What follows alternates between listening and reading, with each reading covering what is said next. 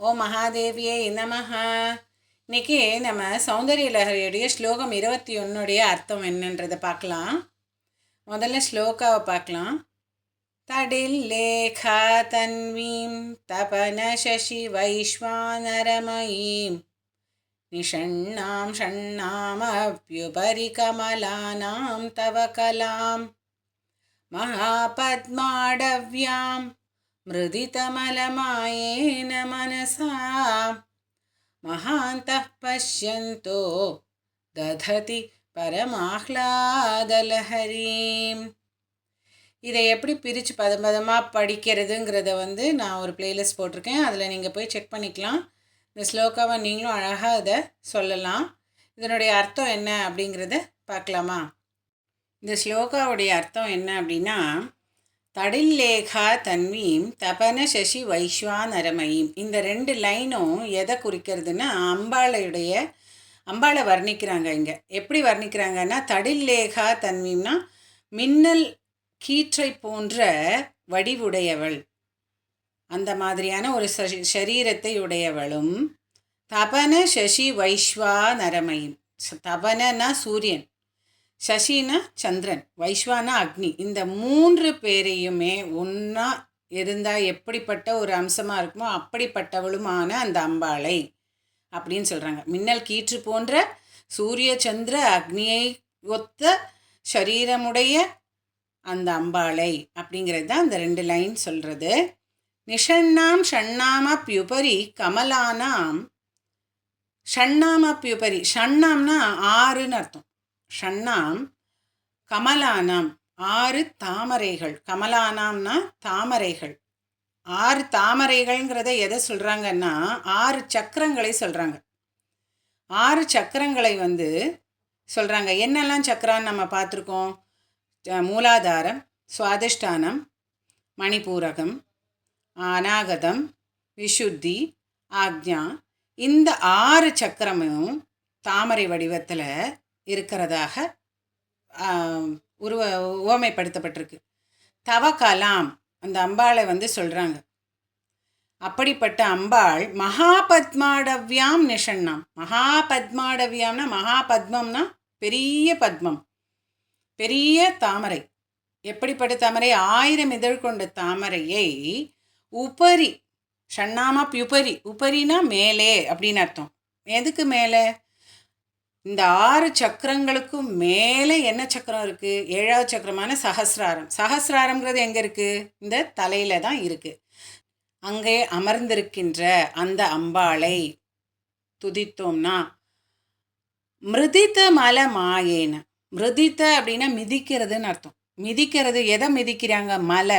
மலை அப்படின்றது என்னென்னா மாலின்யங்கள். மாலின்யம்னா என்னென்னா அழுக்குகள். அந்த அழுக்கு எதுவாக இருக்கும்? இந்த காம குரோத லோப விஷயங்களை தான் மாலின்யங்கள்னு சொல்கிறாங்க. இதெல்லாம் நம்ம ஆன்மீகத்துக்குள்ளே போகிறதுக்கு நமக்கு தடை செய்யக்கூடிய உலக விஷயங்கள். இதை தான் மலம் அப்படிங்கிறது. மாயேன, மாயை அப்படிங்கிறது என்ன? மாயைங்கிறது நம்மளுடைய அகங்காரம், கோபம், வீண் வைராகியம், வரட்டு கௌரவம், இதையெல்லாம் தான் மாயைன்னு சொல்கிறாங்க. இதெல்லாம் மாயை தானே. அதை அழிச்சிருவாங்க.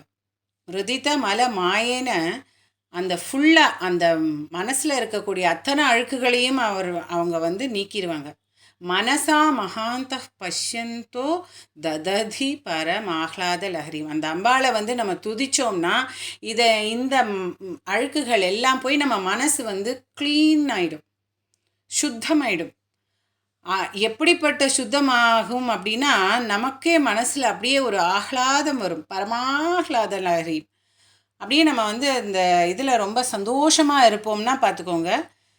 எதனால் இதை சொல்கிறாங்கன்னா, இந்த ஸ்லோகா இந்த குண்டலினி யாகம், இந்த குண்டலினி இது பண்ணுறாங்க இல்லையா, தவம் பண்ணுறாங்க இல்லையா, அவங்களுக்குரிய பலன்களை இந்த ஸ்லோகா சொல்லியிருக்காங்க.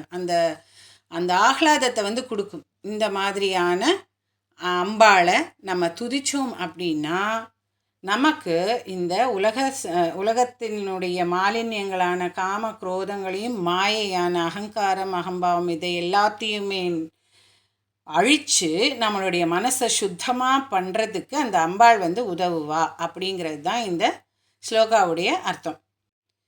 இந்த சக்கரங்களை சொல்லும் பொழுது 6 சக்கரங்களை பற்றி சொல்லும் பொழுது இந்த தபன சசி வைஸ்வான் நம்ம சொல்லுவோம் இல்லையா, சூரிய சந்திரன் அக்னின்னு, அதை இந்த சக்கரங்களோடையும் ஒப்பிடுறாங்க. எப்படின்னா மூலாதார சக்கரத்துக்கு அக்னி தத்துவத்தை சேர்க்குறாங்க. அதே மாதிரி மணிப்பூரகம் அநாகதத்துக்கு சூரிய சக்கரத்தை சூரியனை ஒப்பிடுறாங்க அந்த சக்கராஸோட. அதே மாதிரி விஷுத்திக்கும் ஆக்ஞாக்கும் சந்திரனை ஒப்பிடுறாங்க. ஸோ இந்த 6 சக்கரங்கள்லேயும் இந்த தத்துவங்களை, இந்த சூரிய சந்திர அக்னி தத்துவங்களை சேர்த்து மேலே சஹஸ்ரம், அதாவது மேலே 1000 தளத்தில் உட்காந்துட்ருக்க, 1000 தள பத்மத்தில் உட்காந்துட்ருக்கிற அந்த அம்பாள் அந்த மின்னல் கொடி போல் இருக்கிறது மாதிரி வர்ணிக்கிறாங்க. இதை இப்படியும் வர்ணிக்கிறாங்க இந்த ஸ்லோகாவில். 6 சக்கரத்துக்கும் மேலே சஹஸ்ராரத்தில் அவங்க சஹஸ்ரதளத்தில் உட்காந்துட்ருக்கிற மாதிரி வர்ணிக்கிறாங்க. அப்படிப்பட்ட அம்பாளை நம்ம வழிபட்டால் இந்த மாலின்யங்கள்லேருந்தும் மாயையிலிருந்தும் நம்மளை காப்பாற்றி வெளியே கொண்டு நமக்கு அந்த குண்டலினி யோக சக்தியை நமக்கு கொடுப்பாங்க. அப்படிங்கிறது தான் இந்த ஸ்லோகாவுடைய அர்த்தம். மகா பத்மாடவி அப்படிங்கிறது லலிதா சஹஸ்ரநாமத்தில் கூட அவங்கள வர்ணிக்கிறாங்க. ஸோ இந்த ஸ்லோகாவுடைய அர்த்தம் இதுதான். இவங்களை வழிபடும் பொழுது நமக்கு அந்த குண்டலினி யோக சக்தியை நமக்கு கொடுத்து இந்த உலக வாழ்க்கையிலேருந்து, இந்த உலகத்தினுடைய காம குரோத லோப அகங்கார இந்த விஷயங்கள்லேருந்து நம்மளை வெளியே கொண்டு காப்பாற்றுவார்கள்.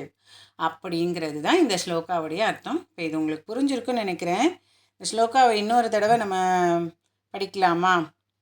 தடில்லேகா தன்வீம் தபன சசி வைஸ்வானரமயீம் நிஷண்ணாம் ஷண்ணாமப்யுபரி கமலானாம் தவ கலாம் மகாபத்மாடவ்யாம் மிருதிதமலமாயேன மனசா மகாந்தः பஷ்யந்தோ தததி பரமாஹ்லாதலஹரீம். அடுத்ததில் நம்ம ஸ்லோகம் 22 அர்த்தம் பார்க்கலாம். ஓம் மகாதேவியே நமஹ.